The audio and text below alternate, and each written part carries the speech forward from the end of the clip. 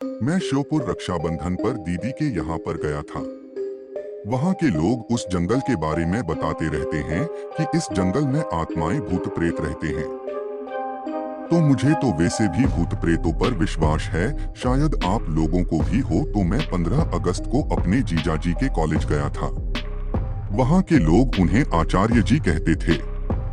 15 अगस्त का प्रोग्राम खत्म होते ही हम लोग जाने ही वाले थे कि वहाँ के पड़ोसी ने उन्हें घर पर चाय पीने को बुलाया। तब हम लोग उनके घर चाय पीने गए। ऐसे ही बातें हो रही थी। तब उन्होंने अपनी आप बीती कहानी बताई कि अभी कुछ दिनों पहले मेरे बेटे राजीव के साथ ऐसी घटना घटी है। कि आपको क्या बताएं, राजीव के पिताजी ने बताया कि एक दिन मेरी तबीयत खराब हो गई थी।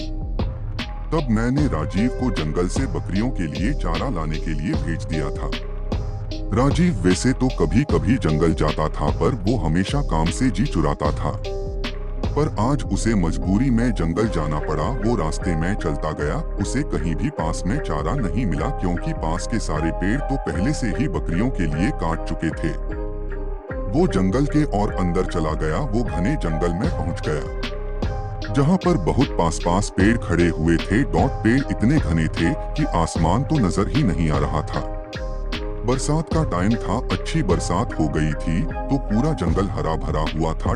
पत्थरों पर पानी ऐसे बह रहा था जैसे साफ कोई झरना बह रहा हो। पहाड़ों से नीचे की और आता हुआ पत्थरों पर साफ पानी बह रहा था। वहाँ पर इतनी शीतलता थी कि उसकी देखते ही थकान दूर हो गई। उसने सोचा कि पहले मैं थोड़ा आराम कर लूं, फिर मैं पत्तियां काट कर घर चला जाऊंगा। थोड़ी देर ही हुई थी उसे सोए हुए। उसने सपना देखा कि वह चारे के चक्कर में बहुत दूर आ गया है और वह रास्ता भूल गया है। उसने सपने में देखा कि उसके सामने कोई खड़ा है। उसकी शक्ल देखते ही उसकी आंखें खुल गई और वह डर गया। अब उसे और ज्यादा डर लगने लगा। अब चारा तो काट रहा था, पर वह सपने की बात याद करके बहुत घबराया हुआ था। उधर सूरज भी ढलने वाला था। उसके हाथ दूर दूर तक किसी की भी आवाज सुनाई नहीं दे रही थी। वह जल्दी जल्दी पत्तियां काट ही रहा था कि उसे आपस में बातें करते हुए एक आवाज सुनाई दी। उसने सोचा कोई आदमी होगा तो मैं उसी के साथ घर चला जाऊंगा। उसने जल्दी से पत्तियां बांधी और वह आवाज आ रही थी उधर की ओर चल दिया पास। पर उसने यह ध्यान नहीं किया कि वो आया किधर से है और किधर जा रहा है। वह उल्टा जंगल में घुसता चला गया। आवाज और साफ सुनाई देने लगी तो वह और आगे बढ़ा। उसने देखा कि दो लोग आपस में बातें कर रहे हैं और उनकी पीठ दिखाई दे रही है। उसने उनके पास जाकर बोला, क्या तुम मुझे घर जाने का कोई छोटा रास्ता बता सकते हो? इतना उसने कहते ही वो दो लोग उसके सामने से ऐसे फुर्र हुए कि वहाँ कोई था भी या नहीं। उनके गायब होते ही उसके पसीने छूट गए और वह बेहोश हो गया। जब उसे होश आया तो वह क्या देखता है कि वो सपने वाला आदमी उसके सामने खड़ा है। बड़ी बड़ी लाल आंखें, दांत बाहर निकले हुए, ऊपर से नीचे तक इतना भयानक कि वह डर गया और पागल सा होकर भागने लगा। उसने देखा कि एक भालू उसकी ओर भागता हुआ आया और उसके ऊपर झपटा। उसे लगा कि अब नहीं बचने वाला। उसके तो होश ही उड़ गए। वह एकदम बैठ गया और वह भालू ऊपर से निकल के नीचे गिरते ही वह आदमी बन गया। उसके गाल पिचके हुए, हाथ टेढ़े और पैर उल्टे, यह लंबी दाढ़ी और दांत होठ कटकर बाहर निकले हुए। राजीव तो बस उसे देख रहा था, पर उसके होश ठिकाने नहीं थे।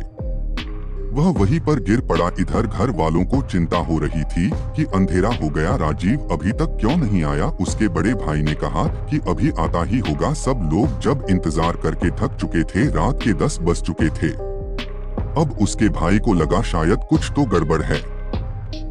कुछ लोगों ने कहा चलो ढूंढते हैं, क्या पता इतने बड़े जंगल में कहाँ क्या हो गया होगा। सब लोग लाठी भाले टार्च लेकर उसे ढूंढने निकल पड़े। उसका भाई अपाहिज था, वह एक पैर से चलता था, इसलिए उसके पिताजी ने कहा, बेटा तू यहीं रह अपनी माँ और बहन के पास, हम लोग जाते हैं, कुछ खबर होगी तो हम बताएंगे। पूरी रात जंगल में ढूंढते हुए हो गई, पर उसका कुछ नहीं पता चला। जहाँ तक वो लोग जाते थे वहाँ तक सारा जंगल छान मारा, मगर राजीव का कोई पता नहीं। सब लोगों ने कहा कि अभी घने जंगल में जाना ठीक नहीं है, अभी सुबह होते ही चलेंगे। अभी 4 बजे है, अभी 1 घंटे में सुबह हो जाएगी। सब लोगों ने वहीं बैठकर सुबह का इंतजार करने लगे। थोड़ी देर बाद सुबह हो गई। सब लोगों ने कहा चलो अब चलते हैं।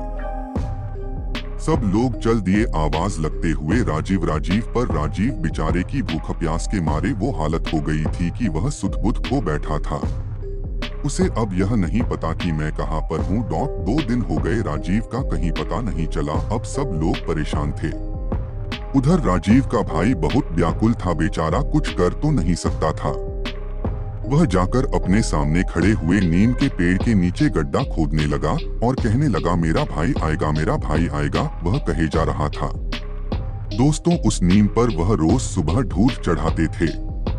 उसे अपने देवता का निवास मानते थे। इधर उसके भाई की पुकार सुन के उनके देवता निकल पड़े। उधर रात हो गई थी और राजीव को उन भूतों ने घेर रखा था। भाई वह खुद बता रहा था। भाई क्या बताऊं, उस रात की बातें याद करके मैं अभी भी डर जाता हूँ। वहाँ पर इतने भूत एक साथ मैंने क्या किसी ने सपने में भी नहीं देखे होंगे। किसी की गर्दन अलग, कोई बिना आँख कान, कोई ढांचा मेरे चारों तरफ तांडव कर रहे थे। मैं कभी जिंदगी में सोच नहीं सकता कि ऐसा दिन भी आएगा। ऐसी तरह तरह की आवाजें निकाल रहे थे। सारा जंगल उनकी आवाज से गूंज रहा था। मुझे लग रहा था कि मैं अब बचने वाला नहीं हूँ।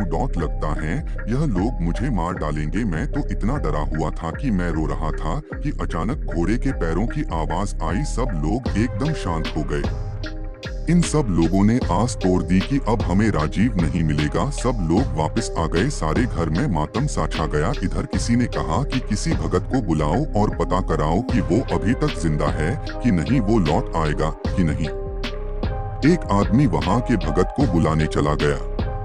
उधर राजीव के देवता वहां पर पहुंचे, हाथ में तलवार, घोड़े पर सवार। उनको देखते ही सारे भूत भागने लगे। उन्होंने एक एक को पकड़ पकड़ के ऐसे मारा जैसे कोई हीरो फिल्म में एक योद्धा सबको काट देता है। जैसे ही उनकी तलवार उनकी गर्दन पर पड़ती वह मिट्टी में मिल जाते। यह सब राजीव अपनी आंखों से देख रहा था। तब उस घुड़सवार ने कहा कि तुम अब चिंता मत करो, मैं आ गया हूँ और सुबह तक कोई तुम्हें लेने आ जाएगा। अब तुम बेफिक्र होकर सो जाओ। उनके आने से मेरा सारा डर खत्म हो गया और मैं आराम से सो गया। इधर भगत जी आए। उन्होंने अपना ध्यान लगाकर देखा और कहा कि तुम्हारा लड़का सही सलामत है और कल आ जाएगा। तुम्हें चिंता करने की कोई जरूरत नहीं है। वहाँ पर तुम्हारे देवता पहले ही वहाँ पहुँच चुके हैं और राजीव का भाई अभी वहीं पर बैठा है और कहे जा रहा है, मेरा भाई आएगा। वह किसी की भी बात नहीं मान रहा है। जो भी उसे वहां से उठाने को जाता वो उसे धकेल देता था। सुबह उसकी आंख खुली तो वहां पर एक आदमी ने उसे पूछा कि तुम कहां से आए हो और कहां जाना है। मैं तुम्हें तुम्हारे घर पहुंचा देता हूं। और वह अपनी साइकिल पर बिठाकर उसे उसके घर छोड़ दिया। घर वालों को देखकर वो ऐसा रोया कि वह बेहोश हो गया। 3 दिन का भूखा प्यासा कमजोर हो गया था। फिर उसे अस्पताल ले गए। वहाँ वो 2-3 दिन बाद ठीक हो गया। तो दोस्तों, अगर ये कहानी आपको अच्छी लगी तो वीडियो को लाइक करो और शेयर करो और कमेंट करके जरूर बताओ कि आपको कैसी लगी ये कहानी। और ऐसे ही और भी कहानियों के लिए इस चैनल को सब्सक्राइब करो। और अगर आप लोगों के पास भी कोई कहानी है और आप उसे मेरे चैनल पे बताना चाहते हैं तो कमेंट करिए, मैं आपकी कहानी इस चैनल पे बताऊंगा।